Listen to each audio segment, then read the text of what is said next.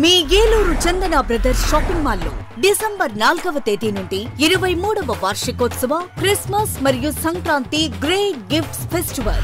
ప్రతి 1499 రూపాయలు పైబడిన వస్త్రాల కొనుగోలుపై విలువైన ఉచిత బహుమతులు, వార్షికోత్సవ వరాల జల్లు, అద్భుతమైన స్పాట్ గిఫ్ట్లతో ఆనందాల వెల్లువ. ప్రతి ఒక్కరూ విజేతే. అన్ని రకాల వస్త్రాలు ఆఫర్లలోనే. Chandana brothers shopping mall, main Bazar, Eluru. నమస్తే, జర్నలిస్ట్ మీ కేఎంఆర్. ఆంధ్రప్రదేశ్ ముఖ్యమంత్రిగా నారా చంద్రబాబు నాయుడు గారు, ఉప ముఖ్యమంత్రిగా పవన్ కళ్యాణ్ గారు, ఇప్పుడు ఐటీ శాఖ మంత్రిగా, విద్యాశాఖ మంత్రిగా 2 కీలక శాఖలకి మంత్రిగా ఉన్న నారా లోకేష్ గారు, తండ్రి ముఖ్యమంత్రిగా, కొడుకు క్యాబినెట్ మంత్రిగా, ఇద్దరు కూడా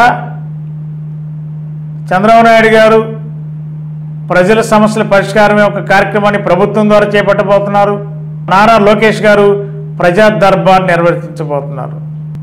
అది సెక్రటేరియట్లోనా, లేదంటే ఎక్కడ పెడితే ఈ ప్రజా దర్బార్ బాగుంటుంది, లేదంటే ఒక్కొక్క జిల్లా కేంద్రంలో ప్రజా దర్బార్కి స్వయంగా నారా లోకేష్ గారు వెళ్ళి ఆ రోజంతా అక్కడే ఉండి ప్రజల్ని స్వయంగా ఓన్లీ ప్రజల సమస్యలే, రాజకీయ నాయకులతో సంబంధం లేకుండా ప్రజలు ఎంతమంది వస్తే అంతమంది వారి సమస్యలు తెలుసుకునే విధంగా ప్రజా దర్బార్ కార్యక్రమం నిర్వర్తించడానికి సన్నాహాలు చేస్తున్నట్టు తెలిసింది. ఇక పరిపాలన ఆంధ్ర రాష్ట్రంలో గత 5 సంవత్సరాలుగా ఉన్న పరిపాలనకి ఇప్పుడు పరిపాలనకి తేడా చాలా స్పష్టంగా ఇప్పుడే కనిపిస్తుంది. ప్రభుత్వం ఏర్పడి పట్మని 5 రోజులు కూడా కాలేదు. 12వ తారీఖున చంద్రబాబు నాయుడు గారు ప్రమాణ స్వీకారం చేశారు. నిన్న కాక మొన్న సాయంత్రం ముఖ్యమంత్రిగా బాధ్యతలు తీసుకున్నారు. నిన్న మంత్రులు శాఖలు కేటాయించారు.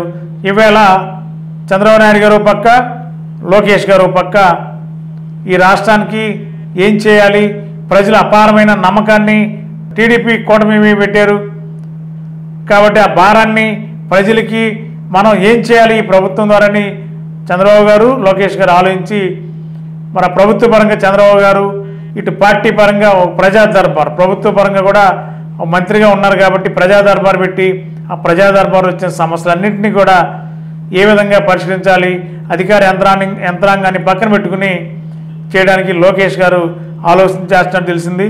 మరి ప్రజా దర్బార్ ఎప్పటి నుంచి స్టార్ట్ చేయబోతున్నారు, ఎక్కడ స్టార్ట్ చేయబోతున్నారు, జిల్లాల వారీగా పెడతారా, లేకపోతే విజయవాడ కేంద్రంగా పెడతారా, లేకపోతే సచివాలయంలోనే పెడతారా, ఎట్లా అనేది దీనికి ఆల్రెడీ కసరత్తు చేస్తున్నారు నారా లోకేష్ గారు. అతి త్వరలోనే నారా లోకేష్ గారు ఒక ప్రజా దర్బార్కి శ్రీకారం చుట్టుపోతున్నారు. దానివల్ల ఇంకా కూడా ప్రయోజనాలు ఎక్కువ ఉంటాయి. ప్రజలు ఇంకా దగ్గర అవడానికి, ప్రజల సమస్యలు శరవేగంగా పరిశీలించడానికి ఈ ప్రజా దర్బార్ ఒక వేదిక కాబోతుంది. అది నారా లోకేష్ గారు చేయడానికి సంసిద్ధంగా ఉన్నారు. అది ఎప్పటి నుంచి అనేది అతి త్వరలోనే దానికి సంబంధించిన పక్క ప్రణాళిక త్వరలో బయటకు వచ్చే అవకాశం కనిపిస్తుంది.